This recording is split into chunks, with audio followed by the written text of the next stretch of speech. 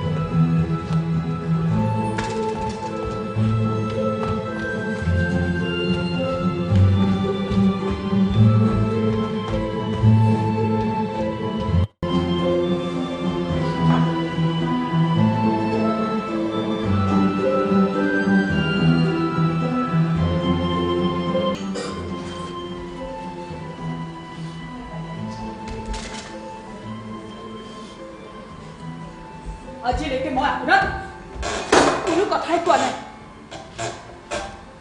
কিন্তু আজি ক'বলৈ বাধ্য হৈছো এনেকৈ আৰু ঘৰ এখন নচলে তুমি বৰ নিৰ্দয় কাইতা নিজৰ মানুহজনক এনে কটু বাক্য ক'ব পাৰে না তেনেহ'লে কৰো কি গিৰিয়েক হিচাপে থাকিব লগা দায়িত্বখিনি থাকিলেহে তিৰস্কাৰ নকৰি সন্মান কৰিব পাৰো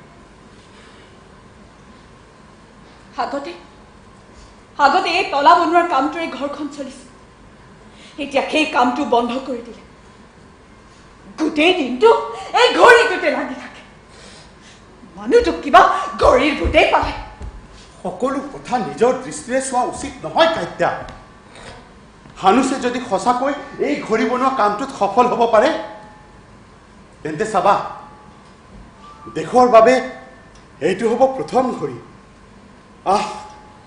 কি সুন্দৰ কথা তুমি এবাৰ ভাবি চোৱাচোন বৰ বৰ ঘূৰাই নেপায় ঘা বটুৱা ঘূৰাই বিচাৰে মা লিখা পঢ়া নজনা এজন সাধাৰণ তলা মেকানিকে কি ঘড়ী বনাব জনা আছে তুমি চিন্তা নকৰিবা কাইতা এতিয়া হয়তো তাৰ অনাটনৰ দিন সি সফল হ'লে দেখিবা তোমালোকৰ দুখ কষ্ট অভাৱ অনাটন এফালৰ পৰা নাইকিয়া হৈ যাব হানুজ যদি সঁচাকৈ এই ঘড়ী বনোৱাটো সম্ভৱ কৰি তুলিব পাৰে তেন্তে চাবা মহাৰাজেও তাক ধন সম্পদৰে গোটেই ঘৰ পূৰ কৰি পেলাব গোটেই পৃথিৱীত সি এক বিৰল সন্মানৰ অধিকাৰী হ'ব আজি 13 বছৰে সেই একেটা কথাই শুনি আহিছো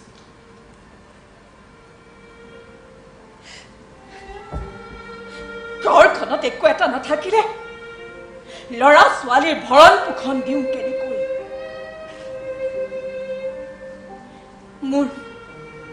মোৰ ল'ৰাটো গৰম কাপোৰৰ অভাৱত জাৰত কপি কপি সি এদিন ঢুকাই থাকিল কিমান দিন আৰু লোকৰ ঘৰত খেৰ খৰি যোগাৰ কৰি ফুৰিম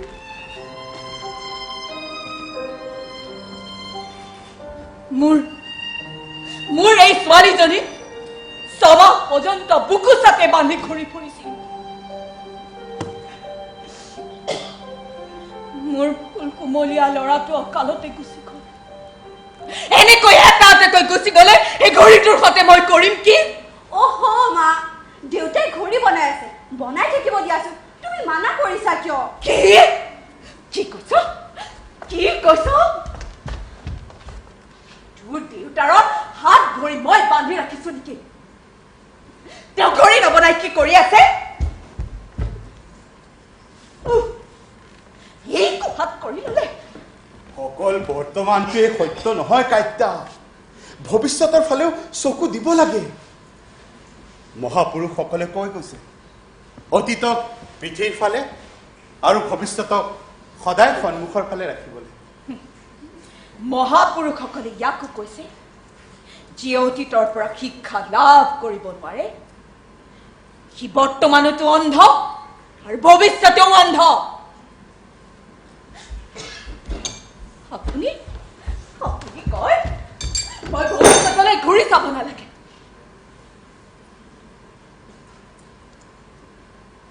বিয়াৰ পিছত মই পালো কি মা তুমি তেনেকৈ কিয় কৈছা দেউতাই বনোৱা ঘড়ীটো প্ৰায় হৈ গৈছে কালি ইউনিভাৰ্চিটিৰ পৰা এটা সজাতি দল আহিছিল আৰু তেওঁলোকেও দেউতাৰ পিঠিত টপৰীয়াই কৈছিল হানুজ তুমি এটা ডাঙৰ সমস্যা সমাধান কৰিবলৈ আগবাঢ়িছা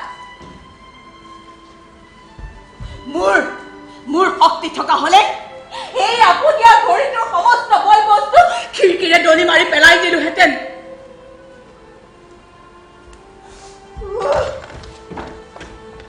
সকলো সময়তে ঘড়ী মানুহে সৰু বৰ জাত পাত আদিলৈ ব্যস্ত হৈ থকাতকৈ এনেকুৱা কামত ব্যস্ত হৈ থাকিলেহে শান্তি পোৱা যায় হানুছে এই শান্তিৰ বাবে নিজৰ জীৱনটোক ব্যস্ত কৰি ৰাখিছে আপুনি মোক কি বুজাব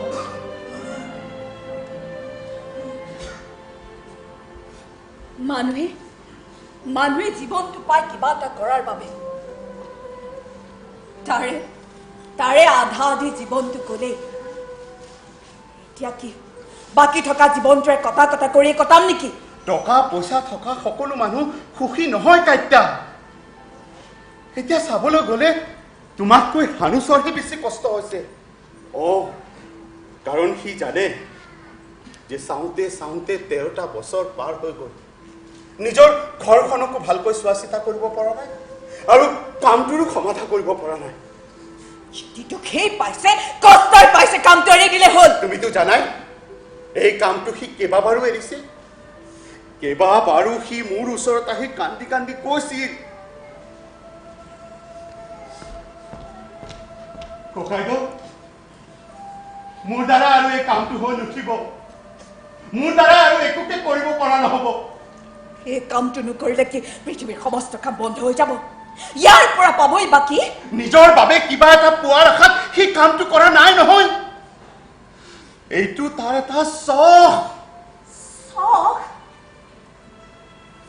ঘড়ী বনোৱাটো যদি চখ আছিল বিয়া কৰাব নালাগিছিল বিয়াও কৰাব আৰু সন্তানৰ লালন পালনৰ দায়িত্বও পালন নকৰিব এইটো মই কেতিয়াও মানি ল'ব নোৱাৰো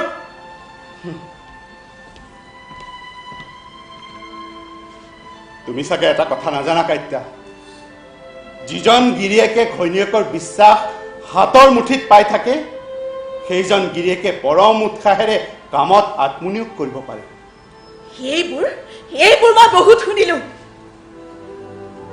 ল'ৰা ছোৱালী ভোকত থাকক আৰু মই উৎসাহ উদ্দীপনা বঢ়াই থাকিব লাগে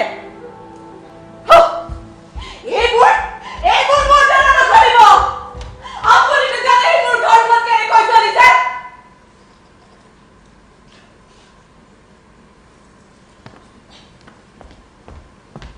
মই কিন্তু তোমাক এটা আৱশ্যকীয় কথা কোৱাৰ বাবেহে আহিছিলো আজি কেইদিনমান আগত হানুছে গীৰ্জাঘৰৰ অধিকাৰীৰ সন্মুখত এটা সহায়ৰ বাবে আৰ্জি পেছ কৰিছিল কিন্তু অধিকাৰীসকলে হানুছৰ আৰ্জি নাকচ কৰিলে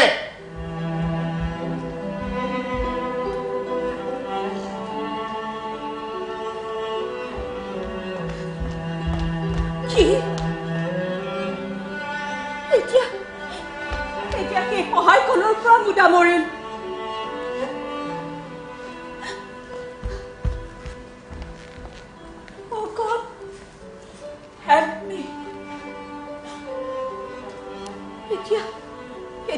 কি কৰোঁ? চেনিৰ পৰা নিমখলৈ মই কেনেকৈ যোগাৰ কৰোঁ?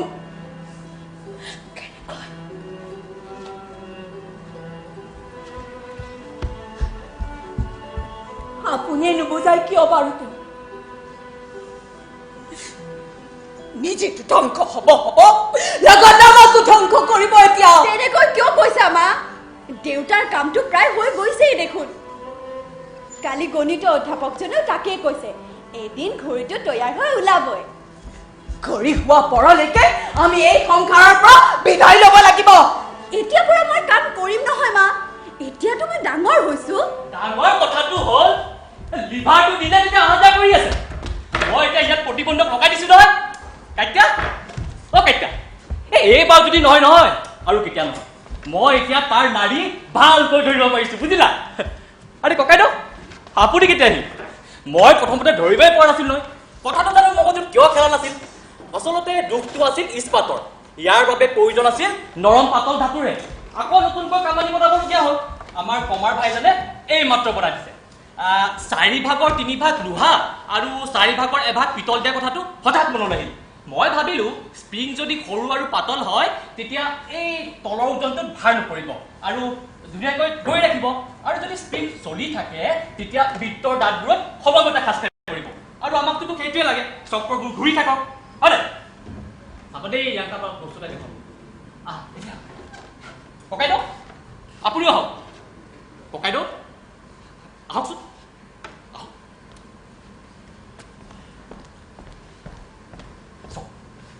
দেখিলে কি পেণ্ডুলামৰ দণ্ডডালে লিভাৰ ৰূপত বাধা দিয়া নাই, স্প্ৰিংডালে সুন্দৰকৈ ধৰি ৰাখিছে। ইয়াৰ দ্বাৰা কি হ'ব? ইয়াৰ দ্বাৰা পেণ্ডুলামৰ গতিত বাধা নপৰিব আৰু সময় তাৰটোৱে নঘটিব। ই ৰৈ নাযায়তো। কিয় ৰ'ব বাৰু? অলপ সময় মূৰে মূৰে ইয়াত এটা সৰু আঘাত পৰিব, আৰু পেণ্ডুলামৰ দণ্ডডাল যদি কোনো পাতল বস্তুৰ দ্বাৰা বান্ধি দিয়া হয় তেতিয়া পেণ্ডুলামৰ গতি পাৰ্থক্য চকুত নপৰিব, আৰু যদি কোনো গধুৰ বস্তুৰ দ্বাৰা দণ্ডডাল বন্ধা হয় তেতিয়া পেণ্ডুলামৰ গতি পাৰ্থক্য চকুত পৰিব। এইটো কথাকে জানো অত দিনে মূৰত কিয় অহা নাছিল? অহা হ'লে মোৰ 13টা বছৰ এনেই নগ'লহেঁতেন নহয়।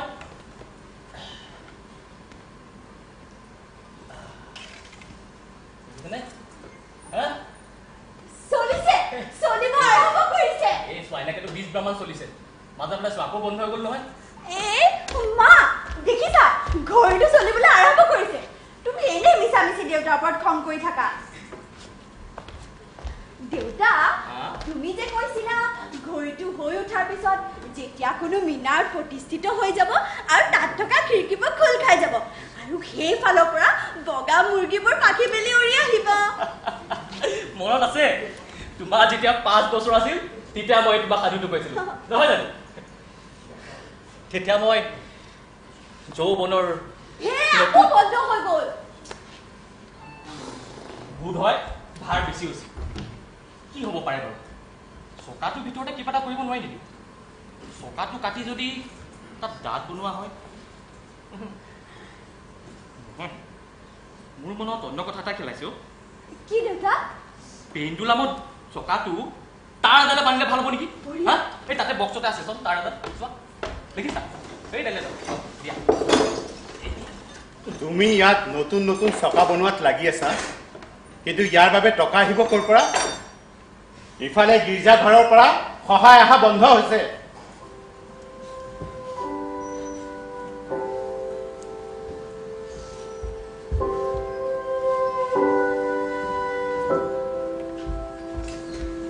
ককাইদেউ এইখিনি আশাৰ বলতেতো কামটো আগবাঢ়িছিল।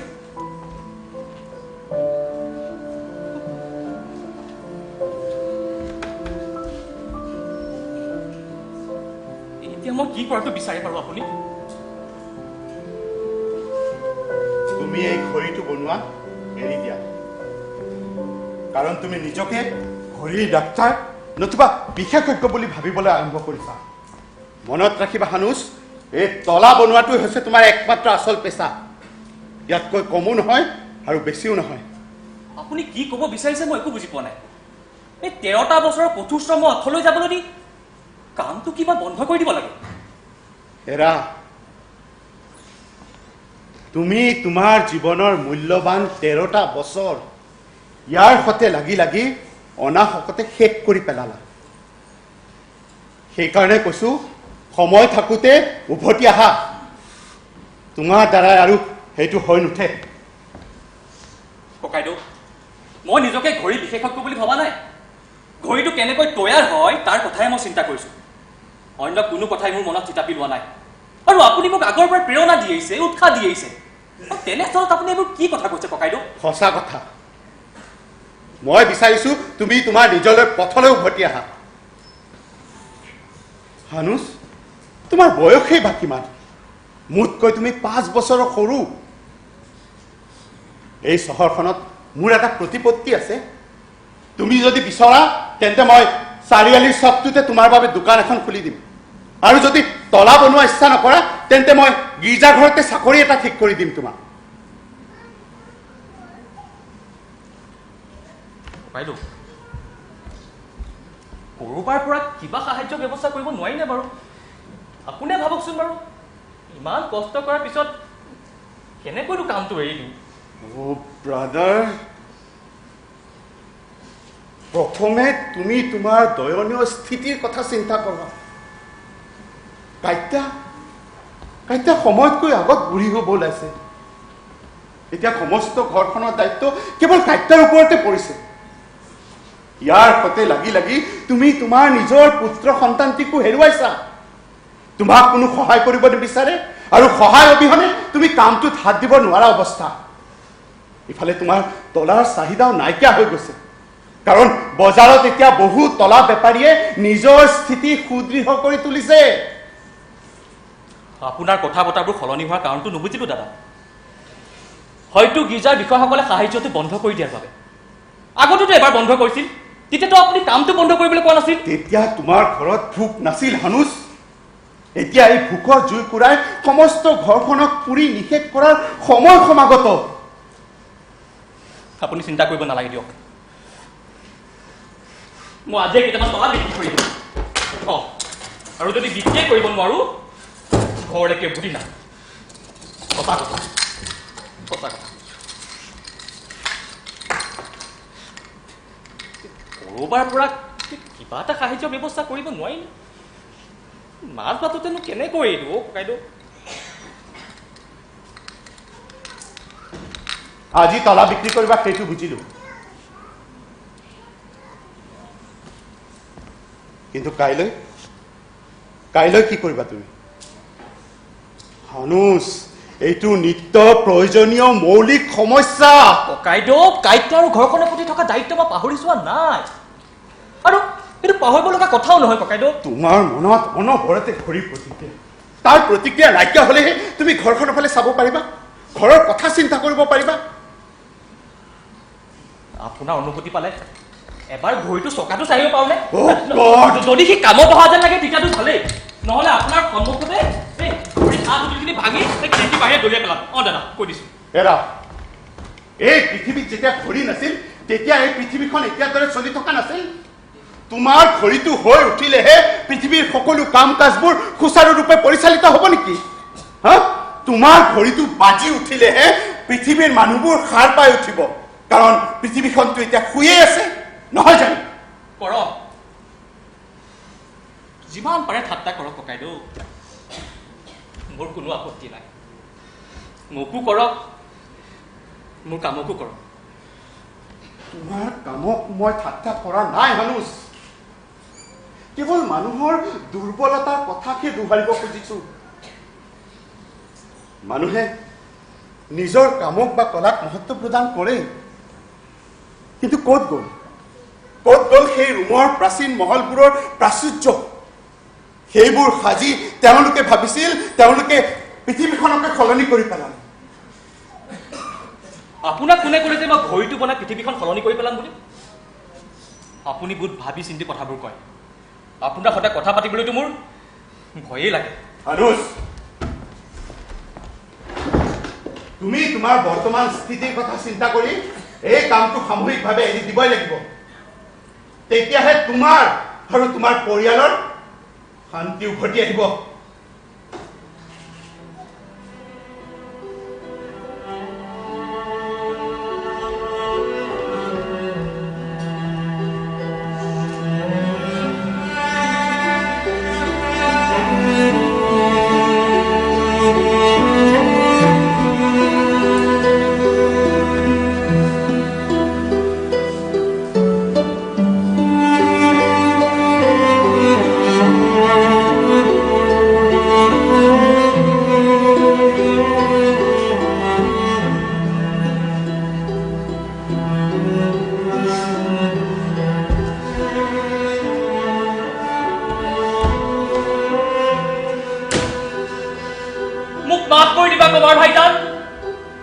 মই আৰু ঘড়ীটো বনাবলৈ এৰি দিছো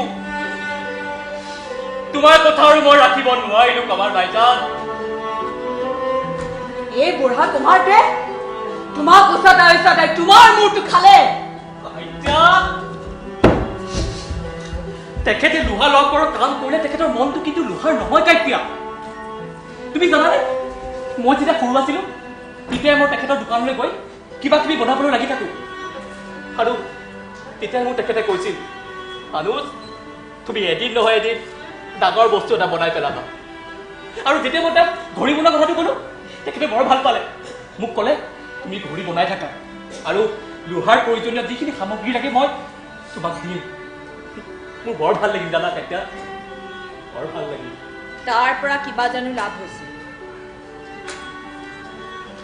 লাভ লোকচানৰ কথাটো বাৰু মই ভবা নাই বাহিৰত ইমান হুলস্থুল হৈছে কোনোবাই বোলে গাহৰি চুৰ কৰিলে কি কোনে চুৰ কৰিলে সেইটো নাজানো কোনোবা বাহিৰৰ চুৰ বোলে ক'ত চুৰ কৰিলে এই আমাৰ সেই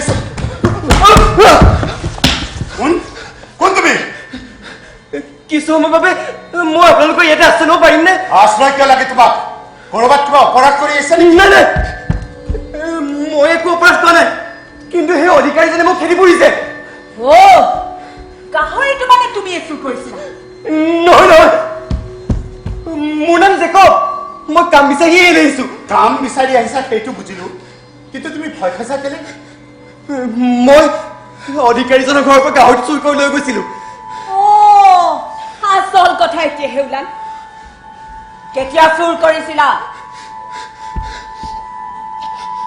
আজি 3 বছৰ আগতে 3 বছৰ আগত হেৰা 3 বছৰ আগতে চুৰ কৰা গাহৰিৰ কথা তুমি আজি আমাক কৈছা যে কাৰণ সেইটো অপৰাধত আজি মই 3 বছৰ ধৰি জেলতে আছিলো গাহৰি চুৰ কৰাৰ কাৰণে তোমাক 3 বছৰ কাৰাগাৰ দিলে কাৰাগাৰৰ পৰা তুমি পলাই আহিছনে তোমাক এৰি দিছে এৰি দিছে আজি 4 দিন আগতে আৰু যদি এৰিয়ে দিছে তেন্তে তুমি নিজৰ ঘৰলৈ উভতি যোৱা নাই কিয় মই কাম বিচাৰি আছো সেইকাৰণে গাঁৱলৈ যোৱা নাই অথনি কি হৈছিল তাত মই কাম বিচাৰি কুমাৰজনৰ ওচৰত গৈছিলো মই যাওঁতে কুমাৰজন তাত নাছিল ওচৰত সুধোতে মোক ইয়ালৈ পঠিয়াই দিলে এইটো হানুজ তলা মেকানিকৰ ঘৰ নহয় জানো হয় কিন্তু তোমাক কিয় লাগে মই সেই কেঁকুৰিটো ঘূৰিব লওঁতে চৰকাৰী অধিকাৰীজনে মোক দেখিলে হয়তো তেখেতে মোক কিবা সুধিব বিচাৰিছিলে মই কিন্তু বহুত ভয় খালো কাৰণ চৰকাৰী অধিকাৰীবোৰক দেখিলে মোৰ এনেও বহুত ভয় লাগে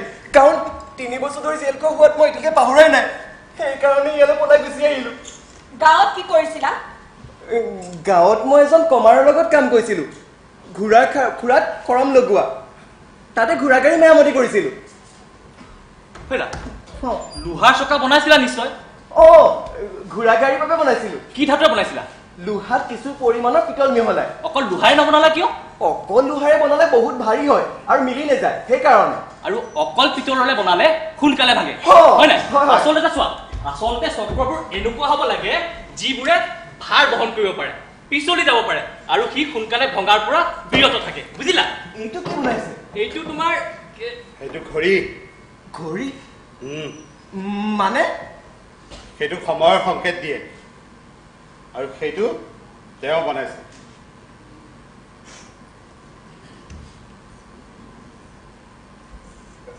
মোকো আপোনাৰ লগত ৰাখক আপোনাৰ লগত থাকি মই আপোনাৰ কামত সহায় কৰি দিম নিজলৈকে নোজোৰে তোমাক আৰু ক'ৰ পৰা খোৱা ইফালে ঘড়ীটো বনাও নে নবনাও আৰু ঠিক নাই অনুজ তুমি ল'ৰাজনক ৰাখা কি সি বেছ বুদ্ধিমান যেন লাগিছে হেৰা অলপ আগত ক'লা বোলে মই ঘড়ীৰ কামটো বন্ধ কৰি দিব লাগে হা আৰু এতিয়া ক'লা বোলে তাৰ বাবে এটা মই সহযোগী ৰাখো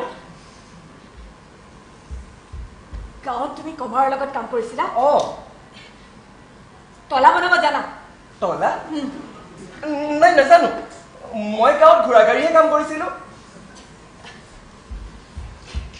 অনুজ তুমি ল'ৰাজনক তলা বনাবলৈ শিকাই দিয়া সি তলা বনাব আৰু মই বিক্ৰী কৰিম খোৱা বা কি সেইটো তুমি চিন্তা কৰিব নালাগে মই কিবা এটা ব্যৱস্থা কৰিম হেৰা নিজৰে খোৱা লোৱাৰ ঠিক নাই আনক ক'ৰ পৰা ৰাখিবাহে আৰু মই তোমাক কৈছো যে ঘড়ী বনোৱা কামটো মই এৰি দিম কাইটাই ঠিকেই কথা কৈছে হানুজ ল'ৰাজনক তুমি ৰাখা, সি তোমাৰ কামত আহিব। আৰু তুমি কাক বিচাৰি আহিছিলা? কুমাৰ। মোৰ লগত হা, মই চিনাকি কৰাই দিম। ব'লক।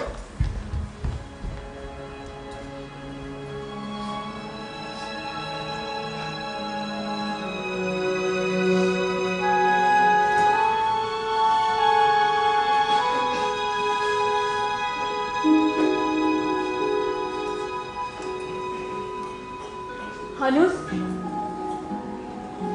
মই জানো তুমি এই কামটো কেতিয়াও এৰি দিব নোৱাৰা। মই দুসন্ধ্যাৰ খোৱা বোৱাৰ কিবা এটা ব্যৱস্থা কৰিম। তুমি মোক ভুল নুবুজিবা। তুমি মোক বুজিবলৈ চেষ্টা কৰা হানুজ।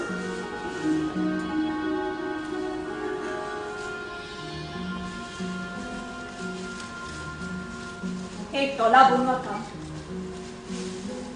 যাৰ বাবে আমাৰ দুসাঁজ খাবলৈ হৈছিল, সেই কামটো তোমাৰ বাবে আজি গধুৰ বোজা হৈ পৰিছে। হানুজ, তুমি বিয়া কৰাব নালাগিছিল। বিয়া কৰাই তুমি সুখী নে মই? সঁচাকৈ কাইতিয়া, তুমি বৰ দুৰ্ভগীয়া।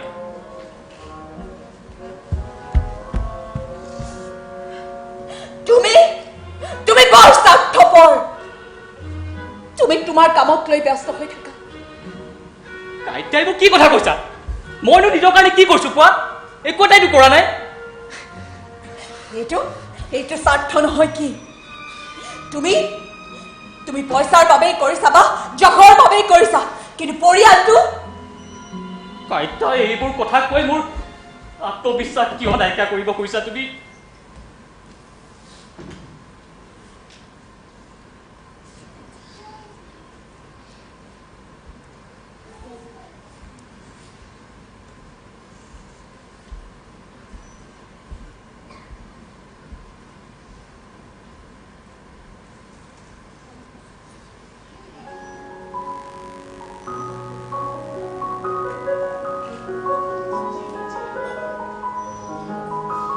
তোমাৰ আত্মবিশ্বাসক আঘাত দিব মই বিচৰা নাই। তুমি তোমাৰ কৰণীয় কাম কৰি যোৱা। সেই ল'ৰাজনক ৰাখি তোমাৰ ঘৰৰ প্ৰতি থকা দায়িত্বৰ পৰা একেবাৰে ৰেহাই দিব বিচাৰিছো। সি তলা বনাব আৰু মই বিক্ৰী কৰিম। কাইতিয়া, সঁচাকৈ মই তোমাক বৰ দুখ দিছো।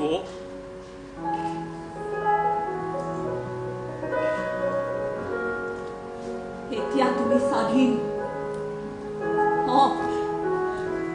তুমি ঘড়ী বনোৱা কামত লাগি যোৱা। মই আৰু তোমাক একো নকওঁ। কাইতিয়া,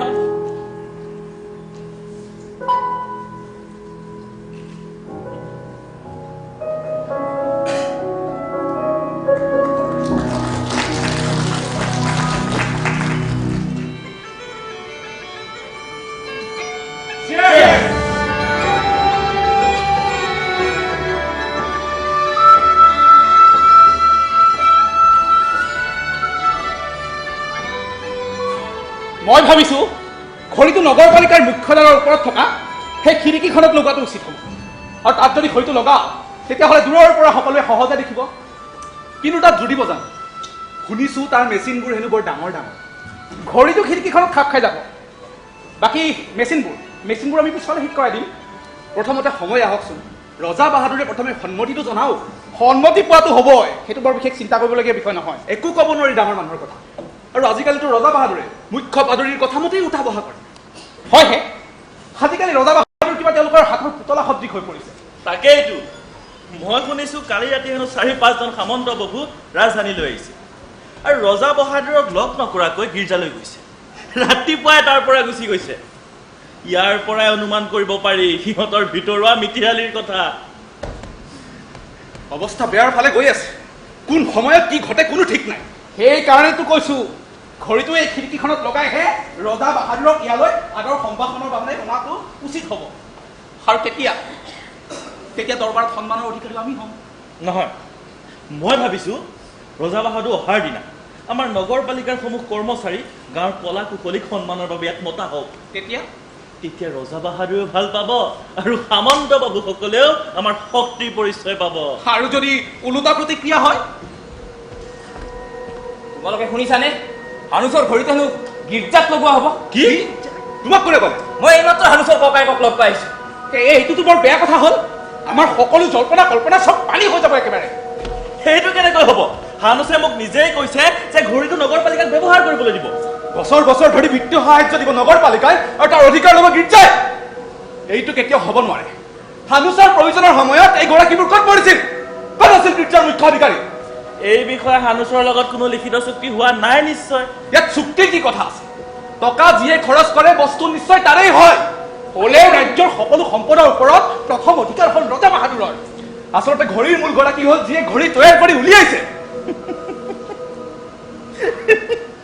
যেতিয়া হানুচে টকাৰ অভাৱত সহায় বিচাৰি ফুৰিছিল তেতিয়া সকলোৱে তাক তিৰস্কাৰ কৰিছিল।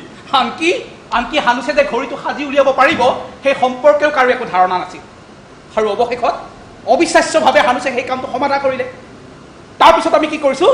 তাৰপিছত সেই ঘড়ীটোকে লৈ আমি অৰিয়া অৰি কৰি মৰিছোঁ।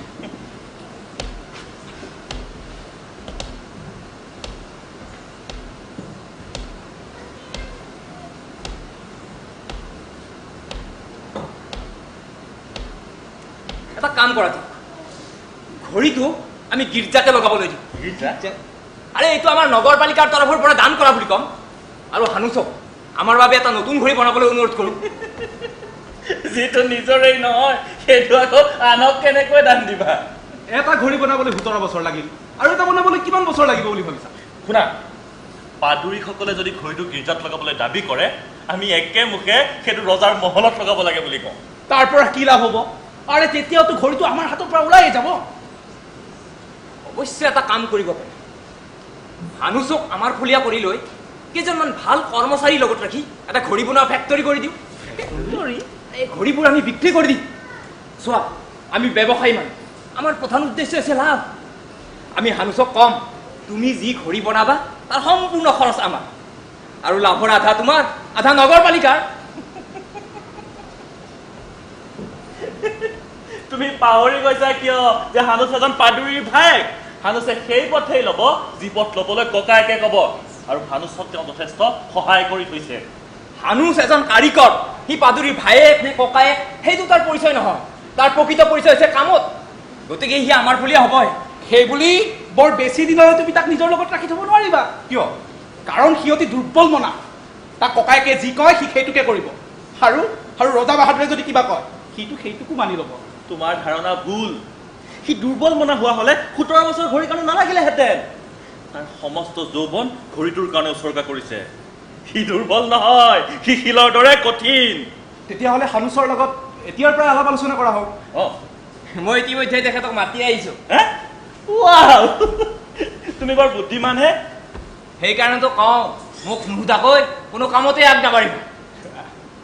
বাৰু তোমালোকৰ মনত আছেনে এজন ল'ৰাই যে এবাৰ এজন অধিকাৰী ঘৰৰ পৰা গাহৰি চুৰ কৰিছিল?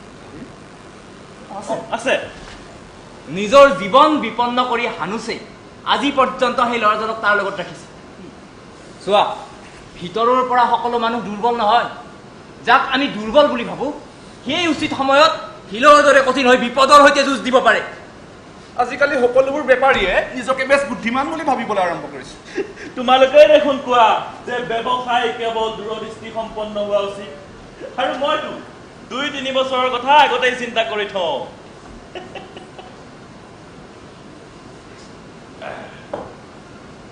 2-3 বছৰৰ পাছত নাথাকিব ৰাজশাসন, নাথাকিব গীৰ্জা, থাকিব ব্যৱসায়ীসকলৰ ৰাজত্ব, আৰু চলিব ব্যৱসায়ীসকলৰ শাসন।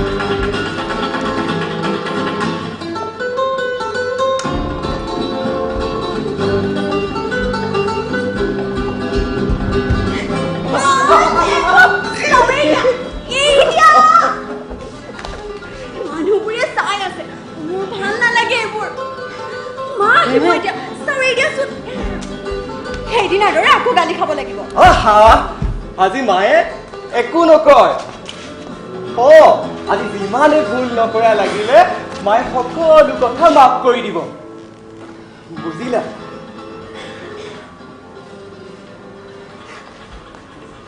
মাৰ আজি কি হৈছে জানো কেতিয়াবা হাঁহে আকৌ কেতিয়াবা কান্দে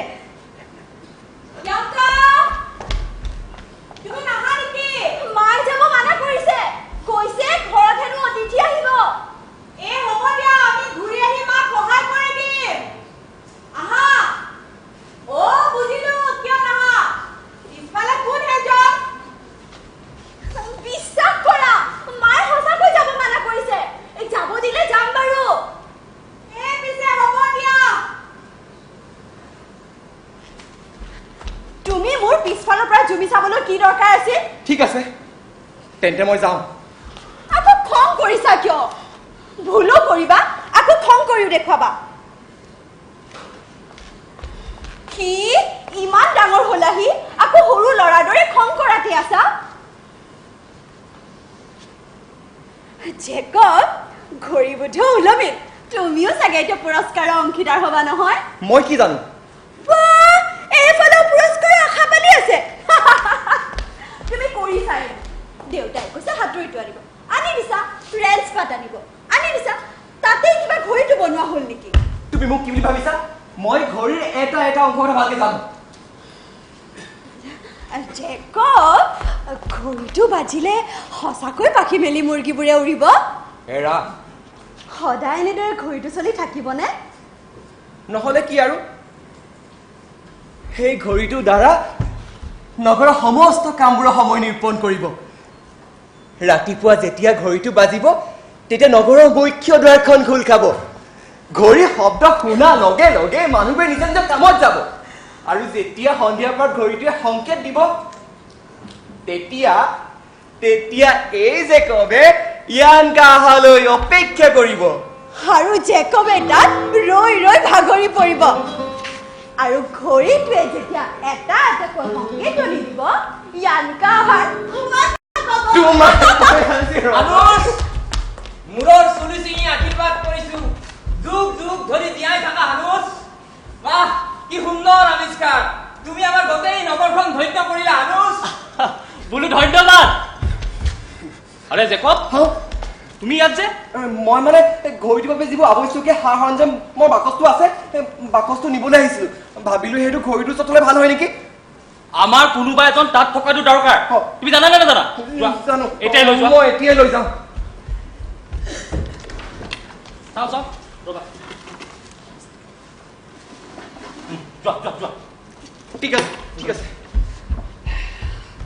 এই না কাইত্যা এই লোকৰ পৰা খুজি অনা কাপোৰ পিন্ধিবলৈ বৰ অসুবিধাহে গদে বিচাৰিলে এদিন নিজৰ বুলিবলৈ কাপোৰ এসাঁজ হ'ব প্ৰিয়ংকা কেনে লাগিছে বৰ ধুনীয়া লাগিছে দেউতা ধুনীয়া লাগিছে নহয় লাগিবতো ভাল পোচাকৰ বাহাদুৰি ইয়াতে এতিয়াহে গম পাইছো দৰবাৰী মাননীয় সদস্যবোৰে কিয় একদম সুৰ লগাই লগাই খোজ কাঢ়ে কিয়নো তেখেতসকলে বৰ ধুনীয়া কাপোৰ পিন্ধে বুজিলা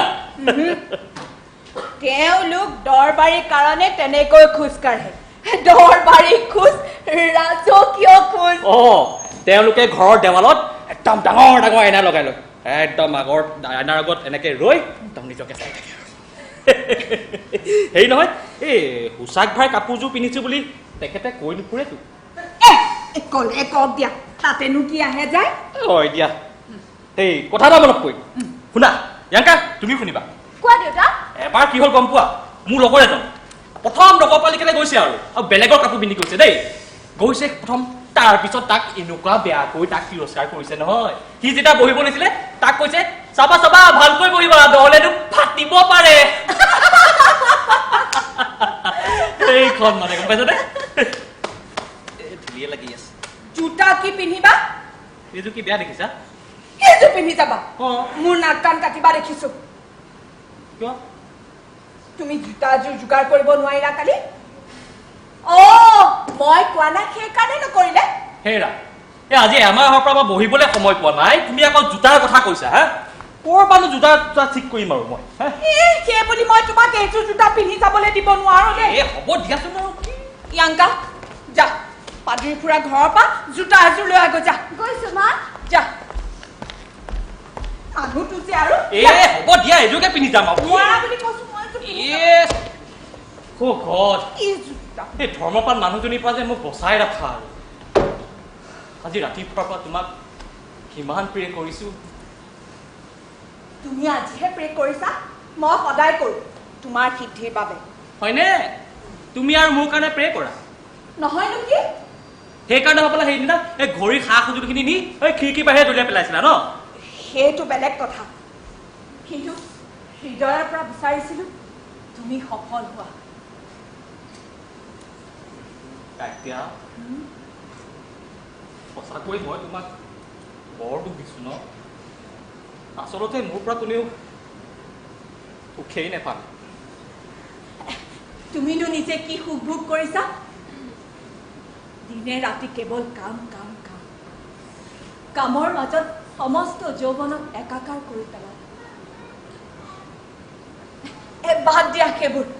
আজি আজি আমাৰ বাবে আনন্দৰ দিন, সমস্ত দুখক বিদায় দিয়াৰ দিন। কাইতিয়া, এই সফলতাৰ পিছত তোমাৰ যি ধৈৰ্য আৰু ত্যাগৰ যি মহত্ব, সেই মহত্ব মোৰ সফলতাতকৈ অনেক গুণে বেছি। কাইতিয়া, অনেক গুণে বেছি। সেই সফলতাৰ আঁৰত তোমাৰ কেৱল জীৱন জোৰা তপস্যা আৰু ত্যাগৰ বাদে আন একো নহয়।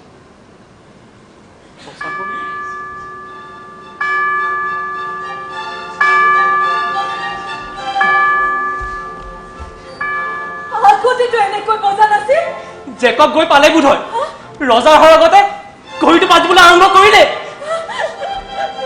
ৰজা বাহাদুৰে এই ঘড়ীৰ শব্দটো শুনিছে নিশ্চয়। আজি ৰজা বাহাদুৰে তোমাক লৈ বৰ গৌৰৱ অনুভৱ কৰিছে। দেউতা দেউতা দেউতা, তোমালোকে ঘড়ী শব্দ শুনিলানে? দেউতা, যিয়ে গম পাইছে মই তোমাৰ ছোৱালী বুলি সকলোৱে মোক ফুলৰ টোপা উপহাৰ দিছে। মা, ঘড়ীটো বাজোতে মই গলিটোতে আছিলো আৰু ঘড়ীৰ শব্দ শুনাৰ লগে লগে মোৰ শৰীৰত যেনে অভাৱনীয় উত্তেজনা হৈছিল। মা, মই তোমালোকক কেনেকৈ বুজাওঁ? মই ঘড়ীৰ কটাৰ টিক টিক শব্দ শুনি মই কান্দি পেলাইছিলো। মা, তোমালোকে সঁচাকৈ ঘড়ী শব্দ শুনিছিলানে? শুনিছিলো, স্পষ্টকৈ শুনিছিলো। মইহে তোমালোকক এই সুখবৰটো জনাওঁ বুলি ততালিকৈ ইয়ালৈ আহিছিলো। মইতো গম নাপাওঁ তোমালোকে শুনিলাই বুলি। প্ৰিয়ংকা, পেজ পাতিব নালাগে, চাওঁ এইফালে আহ। এইটো কেনেকে ভৰাই ভৰিটো নাজানো।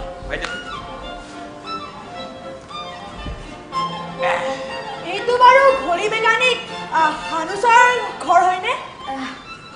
হয়, কওকচোন। আমাৰ দল মেকানিক সন্থাৰ তৰফৰ পৰা হানুছৰ বাবে এটি সাধাৰণ উপহাৰ আনিছো। ধন্যবাদ। আজি আমাৰ ঘৰলৈ অতিথি আহিব, আপোনালোকো আহিব। হ'ব, আহিম।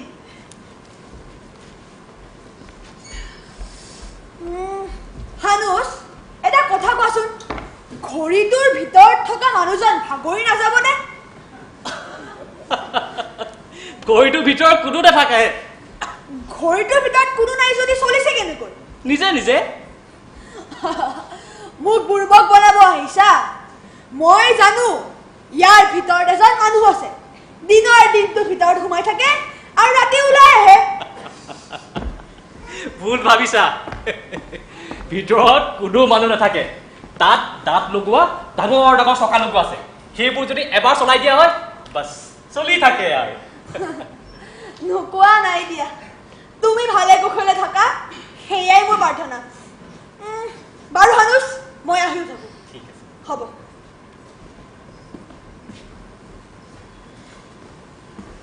অভিনন্দন অভিনন্দন হানুছ, অভিনন্দন অভিনন্দন। কাইতা, তোমাকো অভিনন্দন। সঁচাকৈ গোটেই নগৰখনক তুমি জয় জয় মই কৰি তুলিছা। আজি বৰ শুভ দিন হানুছ, বৰ শুভ দিন। প্ৰাচীৰত ঘড়ীটো লগোৱাৰ পাছৰ পৰাই সকলো ফালে উখল মাখল। কিন্তু হানুচ তুমি ঘড়ীটো বৰ তলত লগালা আৰু অকণমান ওপৰত লগাব লাগিছিল নহয় মানে ককাইদেউ ওপৰত লগালে কি হয় ঘড়ীটোৰ গ্ৰহ নক্ষত্ৰটো পঢ়া অকণমান অসুবিধা হয় আচ্ছা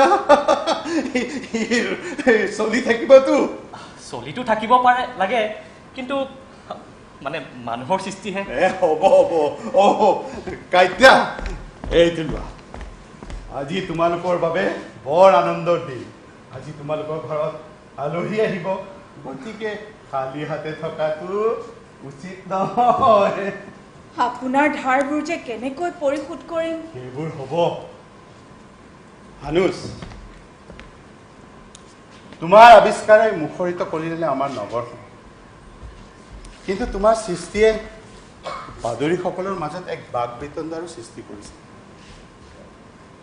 তুমি যদি ঘড়ীটো নবনালাহেঁতেন আজি হয়তো গীৰ্জাঘৰত মানুহ ভৰি থাকিলহেঁতেন কিন্তু আজি গীৰ্জাঘৰত কেইজনমান বুঢ়া মানুহৰ বাহিৰে অইন কোনো নাই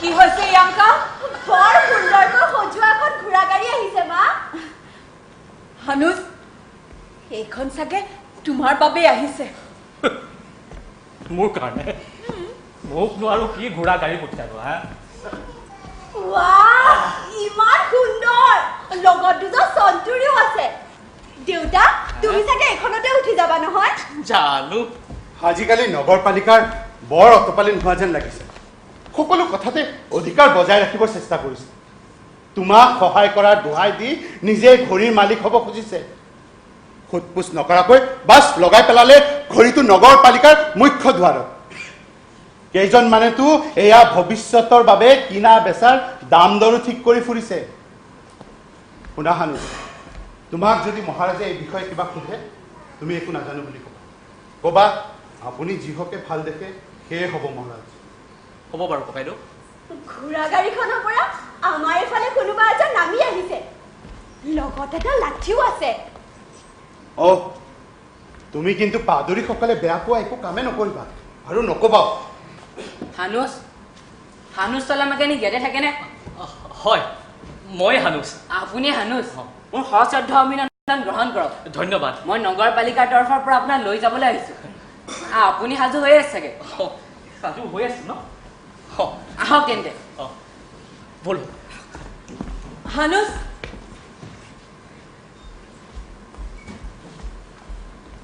তুমি ৰজা বাহাদুৰক নিজে একো বস্তু নিবিচাৰিবা ৰজা বাহাদুৰে আমাৰ ঘৰৰ অৱস্থাটোৰ বিষয়ে নজনাকৈতো থকা নাই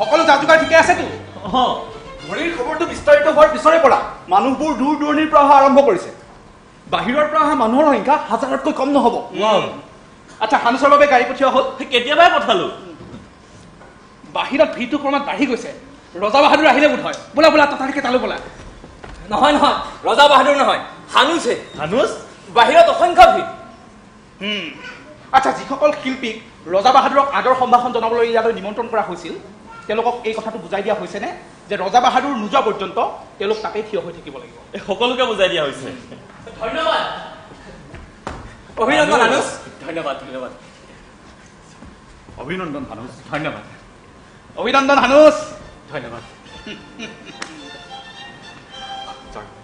অভিনন্দন হানুচ ধন্যবাদ আচ্ছা খন্তেক পিছতে ৰজা বাহাদুৰ আহি হাজিৰ হ'বহি আমি প্ৰথমে আটাইয়ে এটা কথা মনত ৰখা উচিত যে ৰজা বাহাদুৰ ইয়ালৈ প্ৰথমবাৰৰ বাবে আহিব আৰু সেইবাবে কোনো ধৰণৰ ভুল গাফিলতি অথবা সাৱধানতাৰ অভাৱ যাতে নঘটে তাৰ বাবে আমি আটাইয়ে হস্তম হ'ব লাগিব স্মাৰকপত্ৰ লিখা হ'ল অঁ এইখন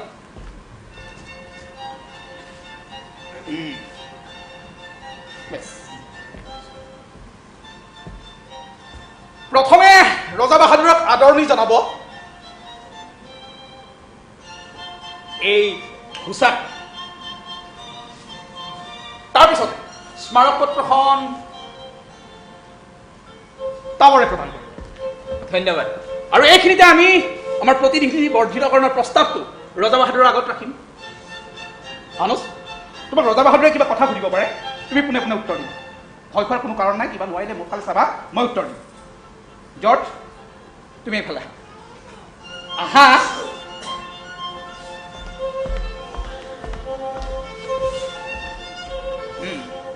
তামৰ তুমি তেওঁলোকৰ লগত একেটা শাৰীতে থিয় হোৱা সভাৰ কাম শেষ কৰি ৰজা বাহাদুৰ ওলাই নোযোৱা পৰ্যন্ত আমি এইদৰে সকলোৱে নিজৰ নিজৰ ঠাইত থিয় হৈ থাকিম আৰু যেতিয়া ৰজা বাহাদুৰ ওলাই যাবলৈ ওলাব ঠিক সেইখিনি মুহূৰ্তত আমি মানে মই আৰু জন আমি দুয়ো ৰজা বাহাদুৰক আগবঢ়াই থবলৈ যাম তোমালোক ওলাই যোৱাৰ পাছতো শিৰণত কৰি থিয় হৈ থাকিম নেকি এইটো ধেমালি কৰাৰ সময় নহয় মই যি কৈছো তাকেই কৰা তেতিয়া যদি হাঁহি উঠে চুপ মনে মনে থাকা ৰজা বাহাদুৰ ওলাই যোৱা গম কেনেকৈ পাম কিয় গাড়ী চকাৰ শব্দৰ পৰা অনুমান কৰিব পৰা নাযাব জানো আনুজ এনেকুৱা কৰিব নোৱাৰিনে ঘড়ীটো এবাৰ ৰজা আহোঁতে বাজক আৰু এবাৰ ৰজা যাওঁতে বাজক হানুজ এইটো কৰিব পৰা যাবনে নাই এনেকুৱাটো কৰিব পৰা নাযাব ঘড়ী নিজৰ সময়তেহে বাজিব তোমাৰ আৱিষ্কাৰ হানুজ তুমি সেইটো কৰিব পাৰিব লাগে নহয় হুচাক ভাই এইটো এটা যন্ত্ৰহে হয় হানুছে ঠিকেই কৈছে ঘড়ীটোতো ঘণ্টা নহয় তেতিয়া ঘণ্টাৰ দৰে ব্যৱহাৰ কৰা যাব অৱশ্যে এটা কাম কৰিব পাৰি কি ঘড়ীটো যেতিয়া বজাৰ সময় হ'ব তেতিয়া ৰজা আহক আৰু সভাৰ শেষত ঘড়ীটো বজাৰ সময়ত তেখেত ওলাই যাওক অসম্ভৱ সেইটো কেনেকৈ সম্ভৱ হ'ব পাৰে ৰজা বাহাদুৰক ইমান সময় তাত ৰখাই থ'ব নোৱাৰি এইটো সহজে আমি কৰা হ'ব হানুজ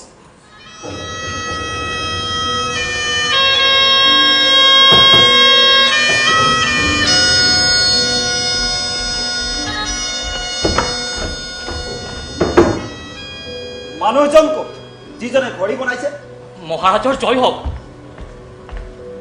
কোন তুমি হানুজ মহাৰাজ এজন তলা বনোৱা কাৰিকৰ তুমিয়ে ঘড়ীটো বনাইছা হয় মহাৰাজ বজা নাই কিয় কেতিয়া বাজিব বুলি মই তলতে ৰৈ থাকিলো মহাৰাজ ঘড়ীটো নিজৰ সময়তেহে বাজিব নিজৰ সময়ত বাজিব হয় মানে মোৰ সময়মতে নাবাজে নেকি ক'ত থাকা মহাৰাজ আমাৰ পাদুৰী এজনৰে ভায়েক মহাৰাজ আনন্দিত হৈছো মই তোমাৰ কামত বাৰু কোৱাচোন ক'ত শিকিলা তুমি এই বিদ্যা মহাৰাজ বহু দিনৰ আগতে শুনিছিলোঁ কোনোবা এখন দেশৰ গীৰ্জাঘৰত এটা ঘড়ী আছে আৰু তেনেকুৱা এটা ঘড়ী বনোৱাৰ ইচ্ছা মোৰ সৰুকালতে জন্মিছিল মহাৰাজ বেছ তোমাৰ সতে আৰু কোন কোন আছে মোৰ সৈতে কেইবাজনো আছিল যিকেইজনক মোৰ শ্ৰমৰ পৰা কেতিয়াও পৃথক কৰিব নোৱাৰোঁ এজন কমাৰ এই চহৰতে থাকে বিশ্ববিদ্যালয়ৰ হিচাপ ৰখা যন্ত্ৰটো মোক এক প্ৰকাৰৰ পথ প্ৰদৰ্শক আছিল আৰু সদৌ শেষত মই নাম ল'ব লাগিব এই নগৰপালিকাত নগৰপালিকা হয় মহাৰাজ নগৰপালিকাই তোমাক কিদৰে সহায় কৰিছিল মহাৰাজ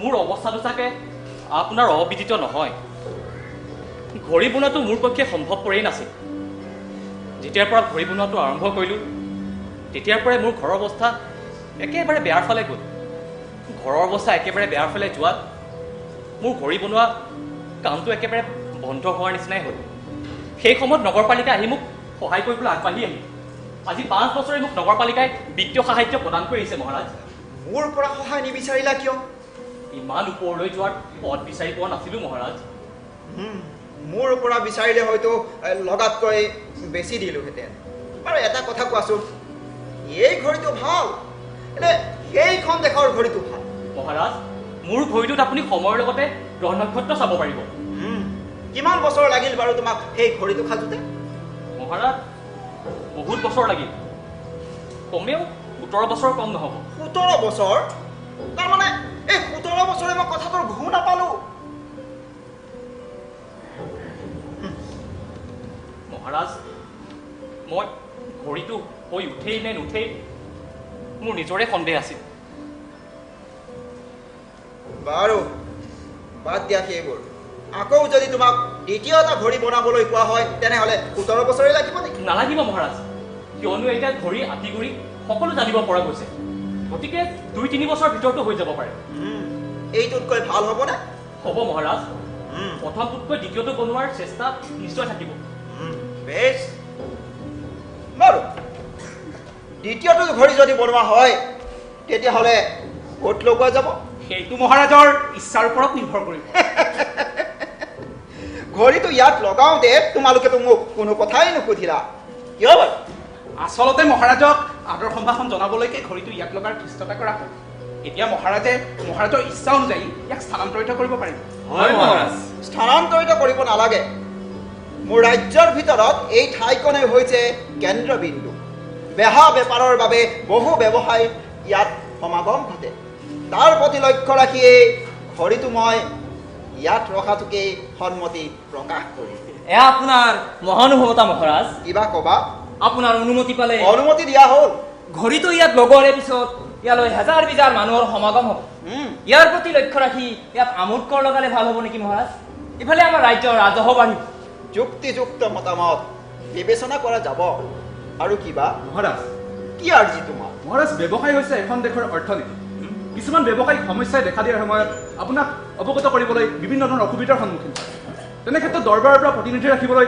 আপোনাক বিনম্ৰভাৱে অনুৰোধ জনালোঁ দৰবাৰত আমাৰ প্ৰতিনিধি থাকিলে ব্যৱসায়ৰ লাভ লোকচান আয় ব্যয় সকলো হিচাপ দৰবাৰে জানিব পাৰিব তাৰ লগতে মহাৰাজ আপোনাৰো জ্ঞাত হ'ব নিশ্চয় নিশ্চয় নিশ্চয় এই প্ৰস্তাৱক যথোচিত সন্মান জনোৱা হ'ব পিছে এটা কথা কোৱাচোন প্ৰতিনিধিৰ সংখ্যা কিমান হ'লে ভাল হ'ব বুলি ভাবে মহাৰাজ কমেও 8জন আমাৰ 16টা ব্যৱসায়ী সন্থা আছে প্ৰতি 2টা সন্থাৰ পৰা এজনকৈ প্ৰতিনিধি থকাটো উচিত বুলি বিবেচনা কৰা হৈছে বাকী আপোনাৰ ইচ্ছা বিবেচনা কৰা যাব তোমালোক পিছে বেছি উত্ৰাৱল হৈ পৰিছা ঘড়ী লগোৱাৰ সময়ত দৌৰা দৌৰি দৰবাৰলৈ প্ৰতিনিধি পঠিয়াবলৈ দৌৰা দৌৰি সকলো কথা আৰু কামৰ বাবে এক নিৰ্ধাৰিত সময়ৰ প্ৰয়োজন এটা কথা কোৱাচোন ঘড়ীটো এৰুৱাবৰ বাবে মোৰ অনুমতি বিচাৰিছা কিন্তু ঘড়ীটো ইয়াত লগোৱাৰ সময়ত মোৰ অনুমতি লোৱা নহ'ল কিয় কোৱা উত্তৰ দিয়া ইয়াত মোৰ শাসন চলে গতিকে মোৰ অনুমতি অবিহনে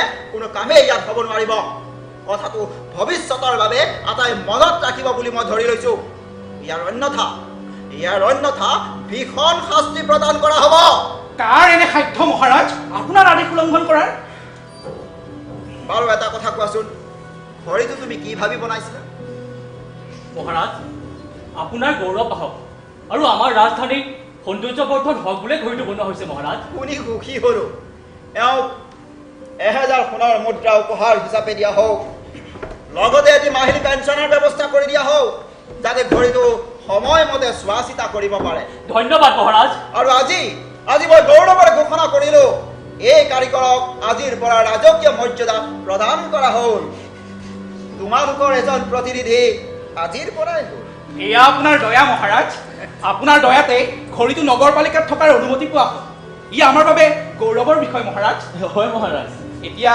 মহাৰাজে যদি ৰ'লা মহাৰাজ আপুনি হানুচত আৰু এটা ঘড়ী বনোৱাৰ বাবে আদেশ দিয়ক যিটো ঘড়ী আপোনাৰ মহলত স্থাপন কৰা হ'ব মোৰ মহলৰ বাবে আকৌ দ্বিতীয় এটা ঘড়ী কিহৰ প্ৰয়োজন হানুচ তুমি বনাবলৈ আগ্ৰহ কৰিছা নেকি মহাৰাজৰ ইচ্ছাই সৰ্বোচ্চ ইচ্ছা এইটোতকৈ ভাল হ'ব নিশ্চয় মহাৰাজ প্ৰথমটোতকৈ দ্বিতীয়টো ভাল কৰাৰ চেষ্টা নিশ্চয় থাকিব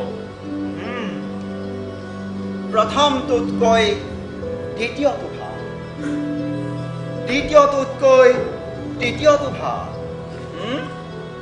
সকলোতে ঘড়ীৰ মালা গাঁঠিলে আমাৰ ঘড়ীৰ মৰ্যাদা থাকিব ক'ত যি এটা সি সদায় আচৰিত এটাতেই লুকাই আছে মোহময় যাদু তাতকৈ বেছি হ'লে ইয়াৰ গৌৰৱ লোপ পাব তোমালোকে ইয়াৰ গৌৰৱক বিনাশ কৰি ব্যৱসায় কৰিব খুজিছা সেইটো মই কেতিয়াও হ'বলৈ দিব নোৱাৰোঁ গতিকে মই ঘোষণা কৰিলোঁ মোৰ অনুমতি অবিহনে ৰাজ্যত যাতে দ্বিতীয়টো ঘড়ী তৈয়াৰ কৰা নহয় হানুচ কথাটো তুমিও মনত ৰাখিবা মহাৰাজ আপোনাৰ ইচ্ছাৰ বিৰুদ্ধে বাৰু কিয় যাম কিন্তু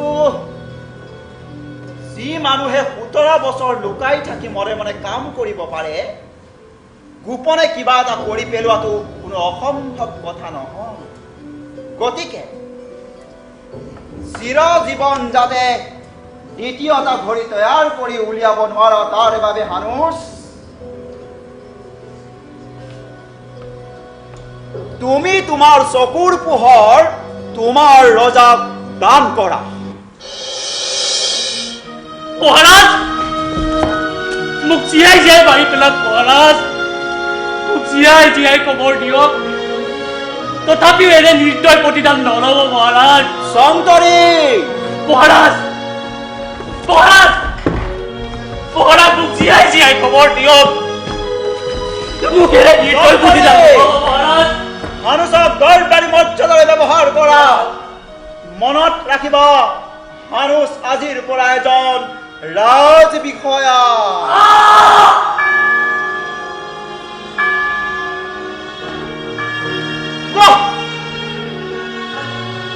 বাহ, কি চমৎকাৰ, কি চমৎকাৰ আৱিষ্কাৰ হানুচ তোমাৰ, কি চমৎকাৰ আৱিষ্কাৰ।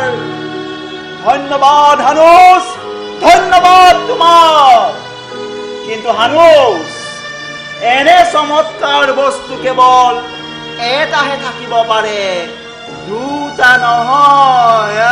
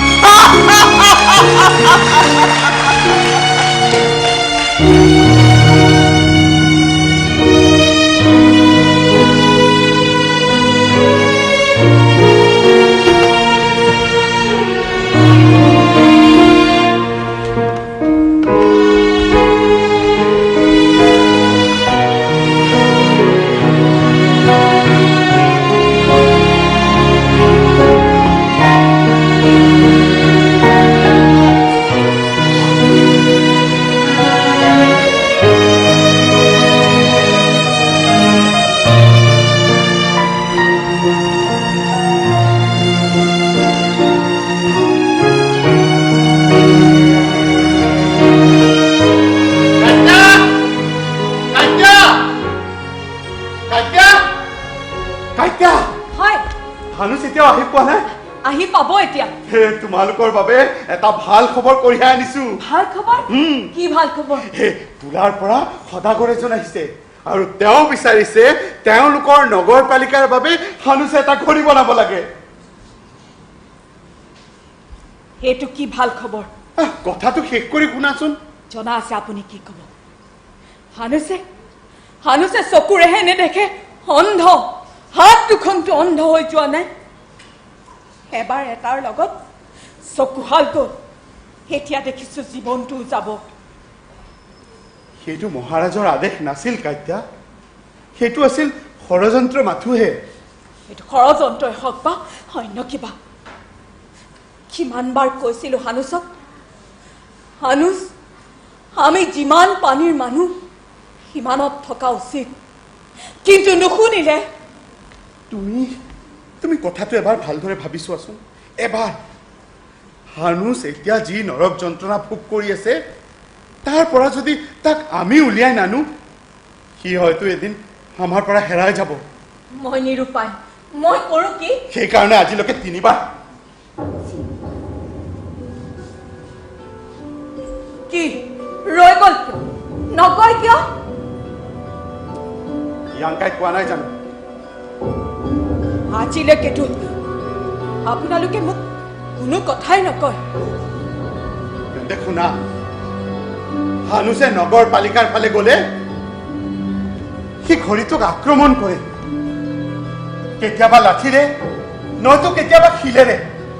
এতিয়ালৈকে এনেকুৱা ঘটনা 3 বাৰ হৈছে। ইমানবোৰ ঘটনা ঘটি গৈছে, মই একো কথাৰে অভাৱ নাপাওঁ। প্ৰিয়ংকা আৰু জেকবক কম, সিহঁতে যাতে তেওঁক তেনে ঠাইলৈ লৈ নাযায়। ইয়াৰ পৰা কিবা লাভ হ'ব জানো? সেইবোৰ মই নাজানো, কিন্তু হানুচক এনে ঠাইলৈ নিয়া উচিত য'ত তেওঁ ঘড়ীৰ বিষয়ে কোনো আও ভাৱেই নাপায়। ঘড়ীৰ শব্দ অবিহনে হানুচ জীয়াই থাকিব পাৰিব? নোৱাৰে কাত্যা, নোৱাৰে। কাৰণ ঘড়ী মানে হানুচ আৰু হানুচ মানেই ঘড়ী। সেই মই ভাবিছো হানুচে যদি আকৌ ঘড়ী বনোৱা কামটো আৰম্ভ কৰি দিয়ে, তেন্তে তেন্তে তাৰ দুখবোৰ পাতলিব। আপুনি আপুনি মাৰিব খুজিছে? ৰজা বাহাদুৰে দ্বিতীয়টো ঘড়ী বনোৱা বুলি গম পালে হানুছৰ মৃত্যু নিশ্চিত। সেইবাবেই কৈছো তোমালোকে সেই সদাগৰৰ দেশলৈ গুচি যোৱা। সদাগৰ যদি তোমালোকক থাকিবলৈ ঠাই দিব, খাবলৈ যোগাৰ দিব, আৰু হানুছ যদি আকৌ কামত লাগি যায়, তেতিয়াহ'লে চাবা হানুছ তাৰ সকলো দুখ পাহৰিব কাত্যা। ৰজা বাহাদুৰৰ হুকুম অমান্য কৰিলে তাৰ পৰিণতি শোচনীয় হ'ব।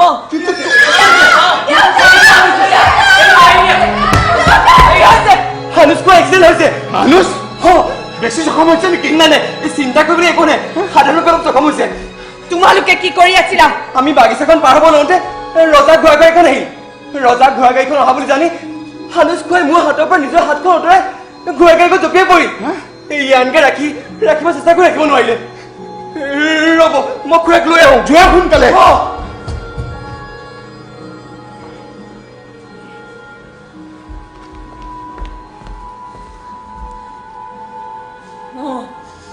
মই সিদ্ধান্ত ললো, আমি এই ঠাইৰ এৰি গুচি যাওঁ। হানুছ হানুছ বাইদেউ, আপোনালোকে এনেই চিন্তা কৰিছে, মোৰ একো হোৱা নাই নহয়। কাইতিয়া, তুমি ৰজা বাহাদুৰৰ গাড়ীৰ সন্মুখত জাপ দিবলৈ কিহে পাইছিল?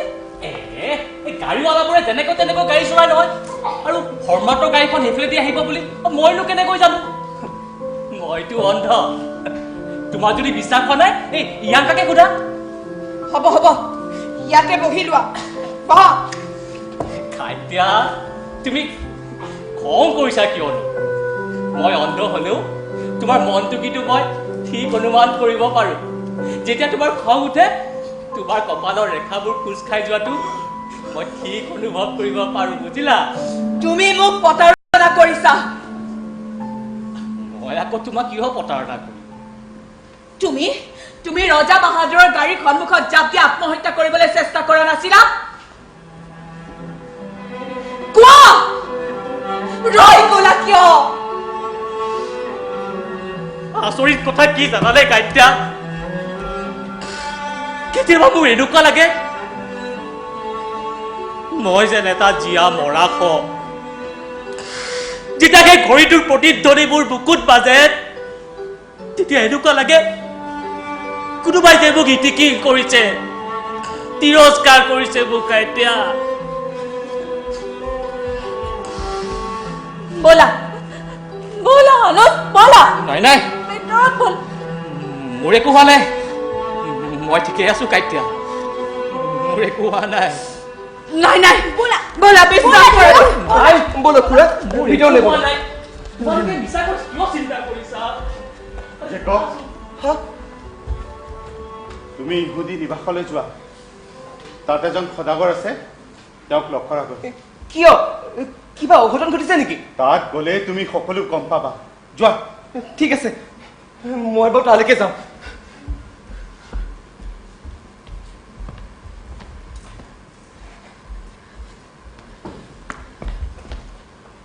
হানুছৰ কথা বতৰাবোৰ আজিকালি লাভ-পাত নোহোৱাই হৈ গৈছে।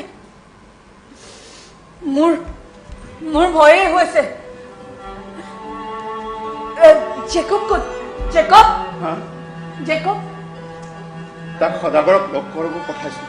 কাইত্যা, কাইত্যা, কাইত্যা, পকাইদেউ, পকাইদেউ। হানুছ, তুমি খোৱা নাই? নাই কোৱা পকাইদেউ। সেই ঘড়ী বজা শব্দটো আপুনি শুনিছিলেনে? তুমি এনেকুৱা কিয় কৰিছা? তুমি এক কাম কৰা, তুমি ভিতৰত গৈ পেলাই অকণমান বিশ্ৰাম কৰা। হানুছ, যোৱা তুমি। মোৰ কথাটো শুনক, এতিয়া ঘড়ী বজা সময় আছিল, সময় পাৰ হৈ গ'ল, অথচ ঘড়ীটো বজা নাই। আপোনালোকে শুনা নাই? সি সময়ত বাজিছে, কেৱল আমি শুনা নাই। জেকব, জেকব, তুমি শুনিছা? জেকব, জেকব ইয়াত নাই, সি বাহিৰলৈ গৈছে। ইয়াংকা, তুমি? ময়ো শুনা নাই দেউতা, মইতো তোমাৰ লগতে আছিলো।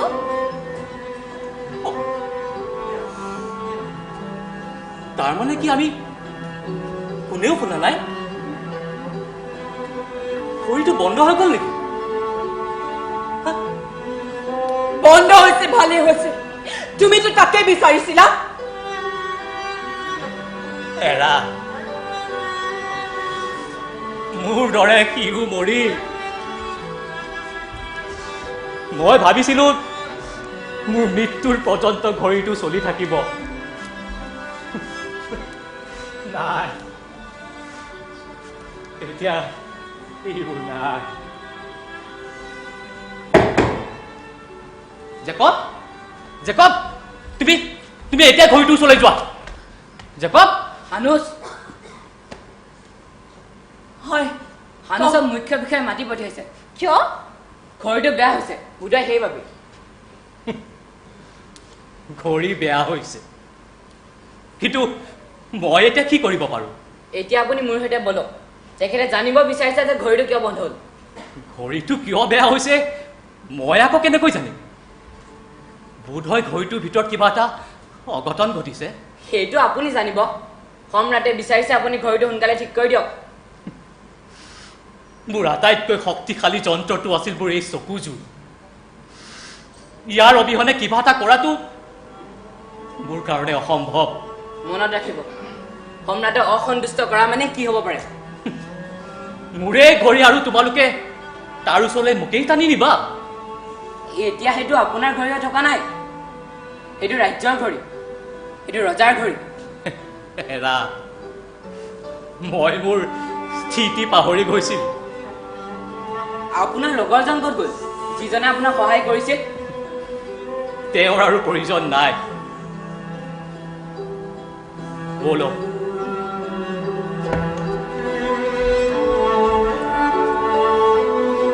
হানুচ,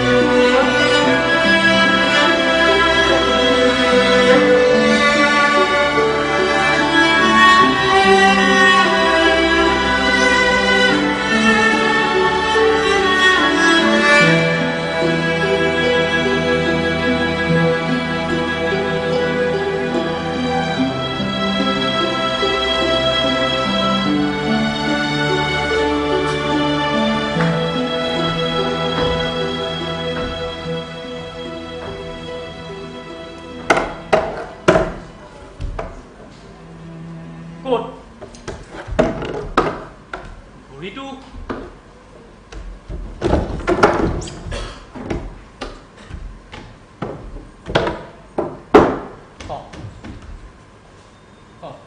পাইছো।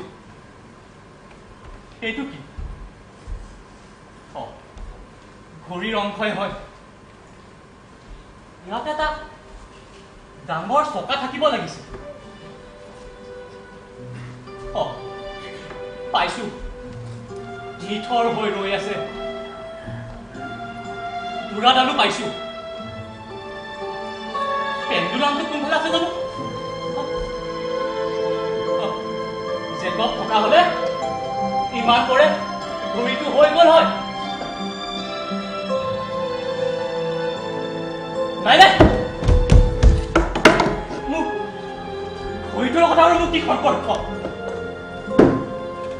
এই ঘড়ীটোৱে মোৰ সকলো শেষ কৰি দিলে। বেয়া হৈছে হওক, মোৰ কি আহে যায়? মোৰ চকুযোৰ কাঢ়ি দিলে ঘড়ীটোৱে। নাই নাই, ভাগি পেলাও।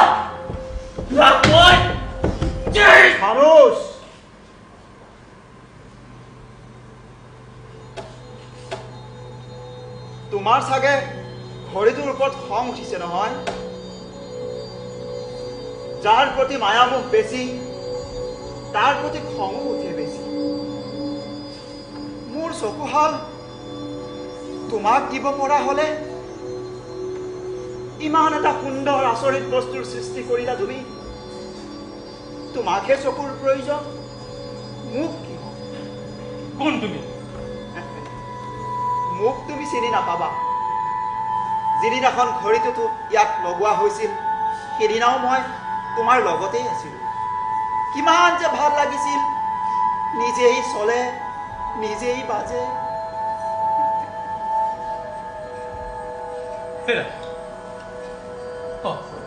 ইয়াতে ঘৰটো ৰৈ আছে বুজিছানে? হেৰা ভাই, মই সৰু চক্ৰটোৰ ওচৰত থিয় দি আছোনে বাৰু? তুমি ইমান সাংঘাতিক বস্তু এটা বনালা হানুচ। তুমি আৰু মই হয়তো পৃথিৱীৰ পৰা গুচি যাম, কিন্তু ঘড়ী থাকি যাব, ঘড়ী থাকি যাব, লগত তুমিও থাকি যাবা হানুচ। তুমি অমৰ হৈ থাকি যাবা হানুচ, তুমি অমৰ, তুমি অমৰ হৈ থাকি যাবা হানুচ। হেৰা, তলফালে চোৱাচোন। পাইছো, লিভাৰটো ভাঙি যোৱাত পেণ্ডুলামটোত একেথৰে ৰৈ আছে। পাইছো। হানুচ, তুমি আগৰ দৰে কথা কৈছা, মোৰ বৰ ভাল লাগিছে। কাইতিয়া, তুমি জানানে মই ঘড়ীটো ভাঙিবলৈ আহিছিলো। সেই লাখুটিডাল উঠাই লওঁতে কিন্তু মোৰ বুকুত সাহস নহল। কাইতিয়া, ইয়াত এজন মানুহ আছিল, কলৈ গ'ল বাৰু? কোন মানুহ? নেজানো, কিন্তু বৰ ভাল মানুহ আছিল। মই যেতিয়া ঘড়ীটো ভাঙিব লৈছিলো তেখেতে ক'লে, তুমি নিজেই ঘড়ীটো বনাইছা আৰু নিজেই কেনেকৈ ভাঙিবা? মই জানো, তেওঁ নকলেও তুমি এই ঘড়ীটো ভাঙিব নোৱাৰিলাহেঁতেন।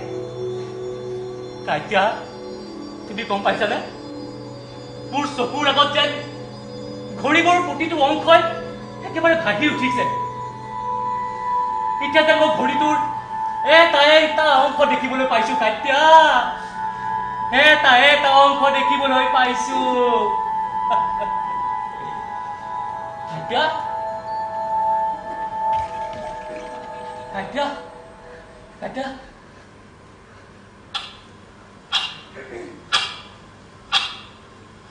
কাইতিয়া, ঘড়ীটো চলিব ধৰিছে। কাইতিয়া, কাইতিয়া, ঘড়ীটো চলিব ধৰিছে। কাইতিয়া, তোমাৰ চক্ৰান্ত ধৰা পৰিল হানুচ। তুমি অন্য ৰাজ্যত পলাই গৈ ঘড়ী বনোৱাৰ চক্ৰান্ত কৰিছিলা। যি সম্ৰাটে তোমাক নিয়োগ কৰিছিল তাৰ বিৰুদ্ধে ষড়যন্ত্ৰ কৰিছা।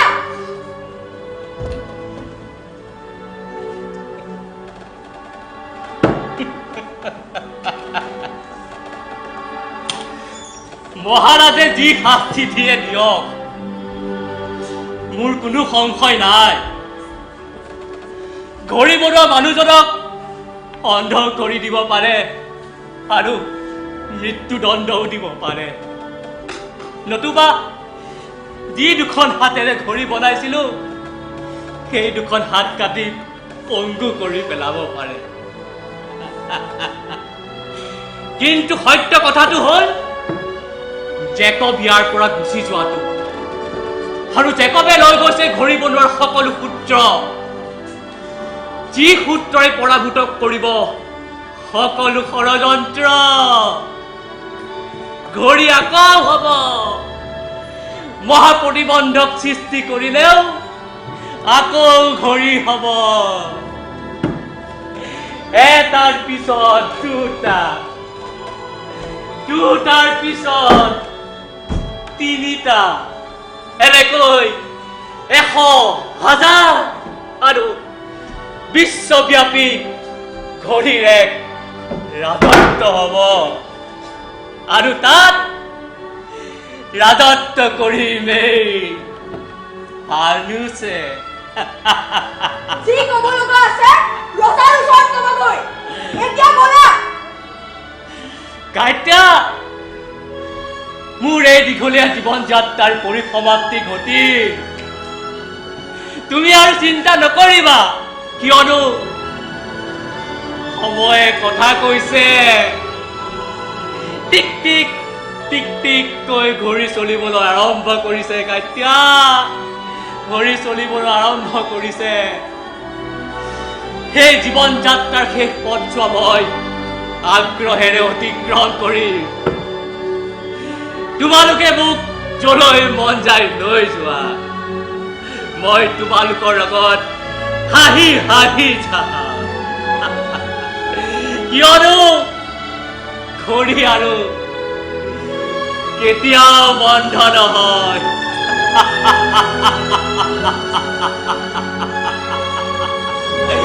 ঘড়ী আৰু কেতিয়াও বন্ধ নহয়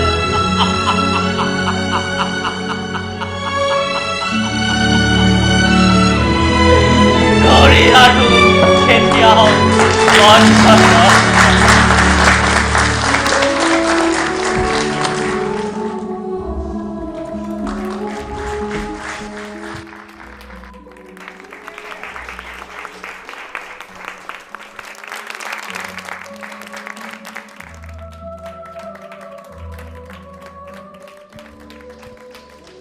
শ্ৰদ্ধাৰ দৰ্শকবৃন্দ ইমান পৰে আপোনালোকে উপভোগ কৰিলে বিশিষ্ট নাট্যকাৰ ভীষ্ম চাহানীৰ নাটক হানুছৰ অসমীয়া নাট্যৰূপ অসমীয়া নাট্যৰূপ দিছে বিশিষ্ট অনুবাদক অনুপম কুমাৰে পৰিচালনা কৰিলে ধীৰাজ কুমাৰে এয়া আমাৰ সন্মুখত শ্ৰীযুত ধীৰাজ কুমাৰ অতীজৰে পৰা বৰ্তমানলৈ পৃথিৱীৰ হানুচৰূপী শত সহস্ৰ নিপীড়িত নিষ্পেষিত ব্যক্তিক এই চেগতে আমি সহস্ৰ প্ৰণাম যাচিছোঁ আমি আপোনালোকৰ সন্মুখত আমাৰ শিল্পী তথা কলা কৌশলীসকলৰ লগত পৰিচয় কৰি দিব বিচাৰিছোঁ হানুছৰ চৰিত্ৰত ৰূপায়ণ কৰিছে পাৰ্থ বৰদলৈ কাইটা চৰিত্ৰ ৰূপায়ণ কৰিছে ৰিমজিম ডেকা পাদুৰীৰ ভূমিকাত আছে বিকাশ দাস প্ৰিয়ংকা বনলতা বৈশ্য পোশাক অমৰেন্দ্ৰ ডেকা জৰ্জ দিৱসজ্যোতি বৰুৱা জন বিৰিঞ্চি কুমাৰ গগৈ টাৱৰ প্ৰণৱ কোঁৱৰ জেকব মুন কুমাৰ শইকীয়া ৰজা শিৱপ্ৰসাদ নাথ অধিকাৰী আৰু সন্তৰী ক্ৰমে ঋষিৰাজ বৰা আৰু ৰক্তিম চহৰীয়া আমাৰ মঞ্চসজ্জাত আছিল আমাৰ মাজৰে শিৱপ্ৰসাদ নাথ মঞ্চসজ্জা সহযোগী মুন কুমাৰ শইকীয়া আৰু প্ৰণৱ কোঁৱৰ মঞ্চ সামগ্ৰী নিৰ্মাণ পৰমানন্দ শৰ্মা সাজ সজ্জা ৰিমজিম ডেকা সহকাৰী অৰ্চনা কুমাৰী ৰূপসজ্জা কুমাৰ কিশোৰ দাস সংগীত ধনজিৎ বড়ো পোহৰ তপন বৰুৱা প্ৰয়োজনা নিয়ন্ত্ৰক ৰাজীৱ কুমাৰ সাউদ আৰু ধ্ৰুৱ কুমাৰ আমি এইখিনিতে বিশেষ কৃতজ্ঞতা জ্ঞাপন কৰিছোঁ সাংস্কৃতিক মন্ত্ৰালয় ভাৰত চৰকাৰ সংগীত নাটক একাডেমী শ্ৰীমন্ত কলাক্ষেত্ৰ সমাজ নৱজ্যোতি কলা পৰিষদ শ্ৰীমন্ত শংকৰদেৱ কৃষ্টি বিকাশ কেন্দ্ৰ মালিগাঁও নামঘৰ প্ৰাঞ্জল শইকীয়া ছাৰ বাহাৰুল ইছলাম ছাৰ ভাগীৰথী বাই কদম মেম ৰবিজিতা গগৈ ডাক্তৰ ধীৰাজ চক্ৰৱৰ্তী মদন দাস দীনেশ দাস জোন বৰা ৰঞ্জন চহৰীয়া অৰ্জুন কুমাৰ অঞ্জু কুমাৰ অতুল মজুমদাৰ দিগন্ত কুমাৰ শ্ৰী শ্ৰী মাধৱদেৱ আন্তৰ্জাতিক প্ৰেক্ষাগৃহৰ সমূহ কৰ্মচাৰীবৃন্দ সংবাদ মাধ্যমৰ সমূহ সাংবাদিকসকল আৰু দৰ্শকবৃন্দ ধন্যবাদ এটা সামান্য প্ৰচেষ্টাহে কৰিছোঁ কি কৰিব পাৰিছোঁ এইটো নাজানো ইমান ডাঙৰ নাটক এখন হাত দিয়াটোৱে মোৰ কাৰণে বৰ কঠিন আছিল তথাপিতো সমূহ শিল্পী কলা কুশলীয়ে মোক যি ধৰণে সহায় কৰিছে মই তেওঁলোকক মোৰ ফালৰ পৰা ধন্যবাদ আৰু কৃতজ্ঞতা জ্ঞাপন কৰিছোঁ এই কৈ আমি শুভৰাত্ৰি